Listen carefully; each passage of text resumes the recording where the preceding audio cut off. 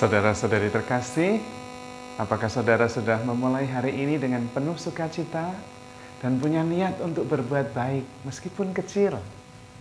Semoga Tuhan memberkati niat baik saudara.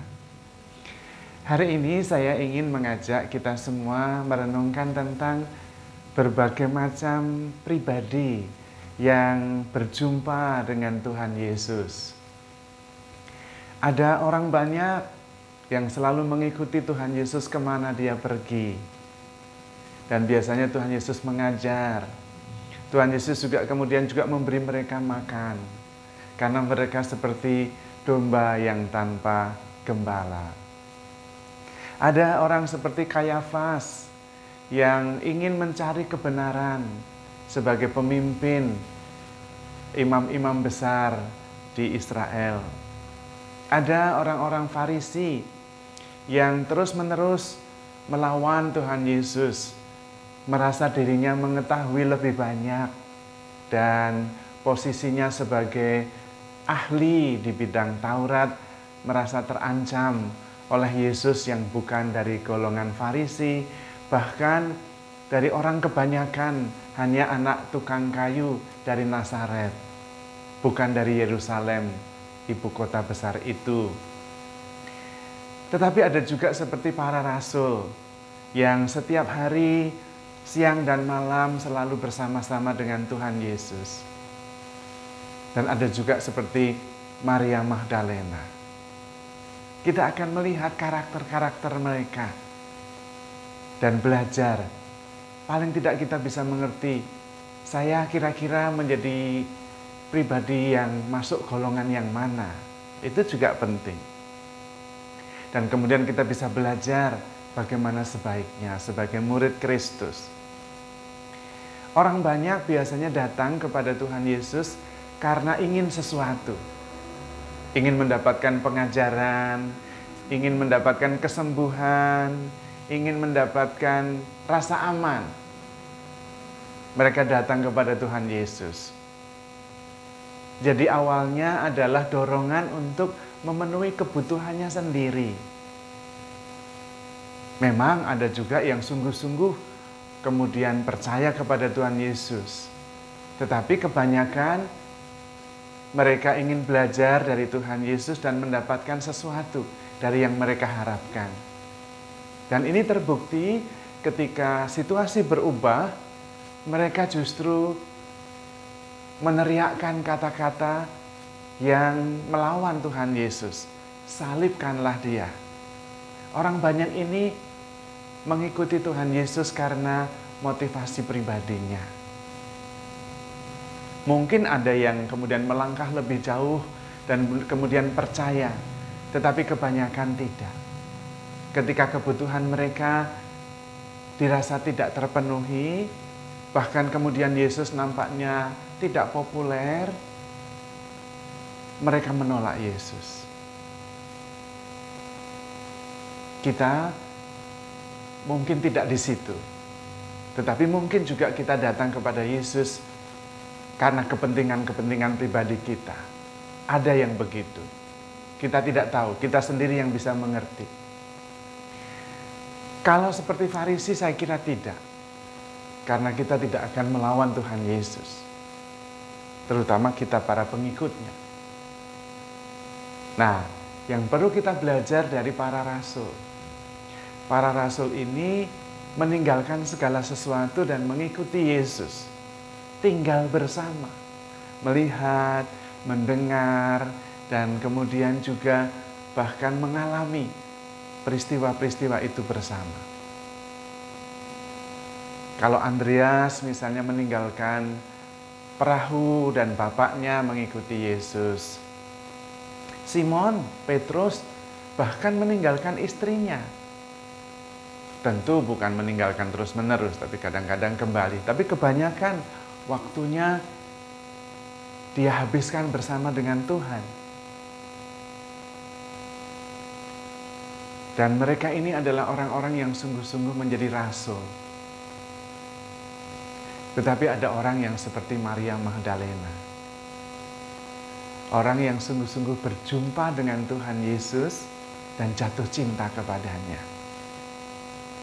Karena dia merasa bahwa dia sungguh diterima, dihargai, dan dicintai apa adanya. Dan kemudian dia mengikuti Tuhan Yesus dan terus-menerus makin hari makin mengenal. Dan menjadikan Tuhan Yesus segala-galanya di dalam hidupnya. Para rasul, meskipun setiap hari bertemu, setiap hari bersama, akhirnya ketika Yesus disalibkan, semuanya lari. Bahkan Petrus menyangkal 3 kali. Thomas tidak percaya lagi. Tetapi Maria Magdalena tidak. Maria Magdalena meskipun Yesus disalibkan, meskipun Yesus dimakamkan, Maria Magdalena tetap percaya. Bagi Maria Magdalena, Yesus tetap hidup.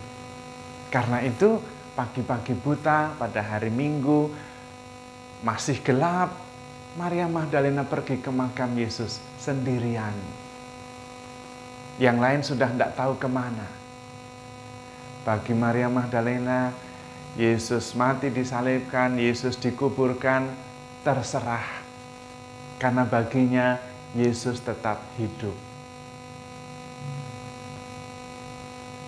Apapun yang terjadi. Dan karena itu, Maria Magdalena juga yang menerima penampakan, mengalami Yesus yang bangkit.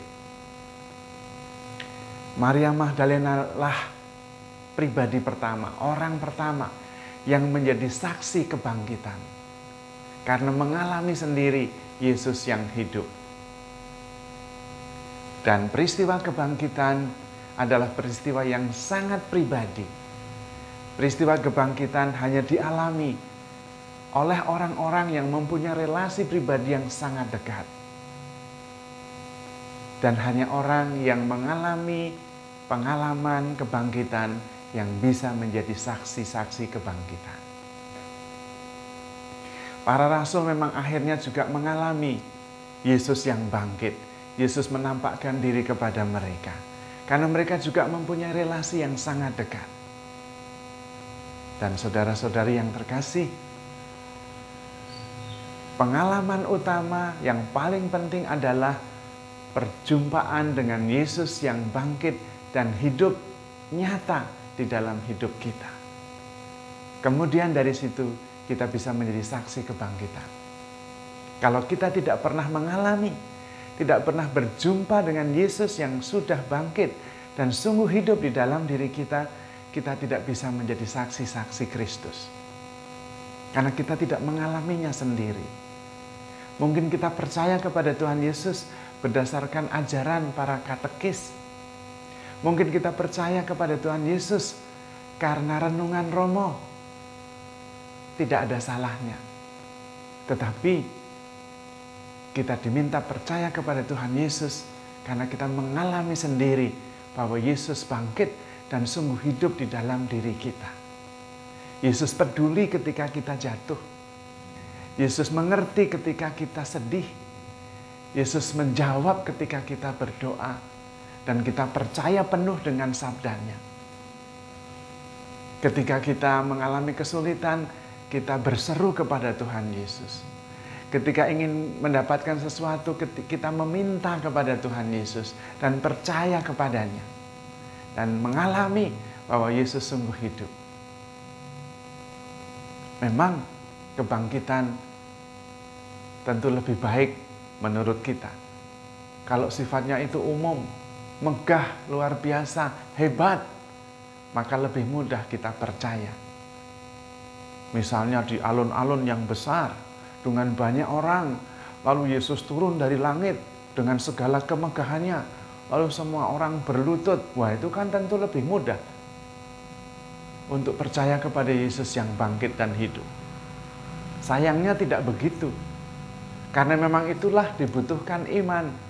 Kalau sudah jelas Yesus turun dari langit dengan kemegahannya di tempat yang terbuka, kita lalu menyembah Dia, tidak perlu iman lagi ya, sudah jelas. Karena itu pengalaman kebangkitan sangat sepi, sangat sunyi, sangat pribadi. Hanya Maria Magdalena dan Yesus di makam. Tidak ada orang lain.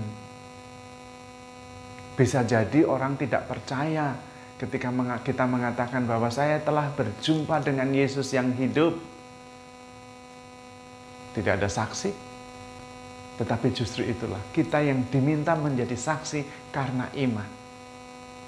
Kita mengalami sendiri secara pribadi Yesus yang hidup dan menolong. Yesus yang hidup dan Immanuel menyertai kita. Yesus yang hidup dan sungguh peduli dalam hidup saya secara pribadi. Dan karena itu saya mewartakannya. Bahwa saya telah mengalami Yesus yang bangkit, Yesus yang hidup, Yesus yang menemani saya secara konkret. Sehingga kita bisa tahu seperti yang dikatakan oleh Ayub. Sekarang saya percaya kepada Tuhan, tetapi bukan karena kata orang, melainkan karena mengalaminya sendiri. Bukan supaya orang lain percaya atau tidak penting. Orang lain percaya atau tidak percaya, saya tetap menjadi saksi Kristus karena saya sudah mengalaminya sendiri. Dan itulah yang paling penting dalam hidup saya. Hidup itu hanya satu, dan mati itu hanya satu.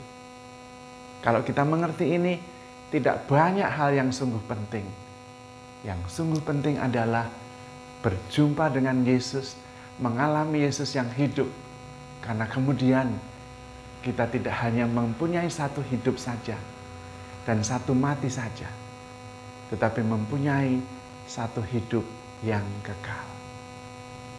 Dan itulah yang paling penting. Dan karena itu kita bisa menjadi saksi kebangkitan.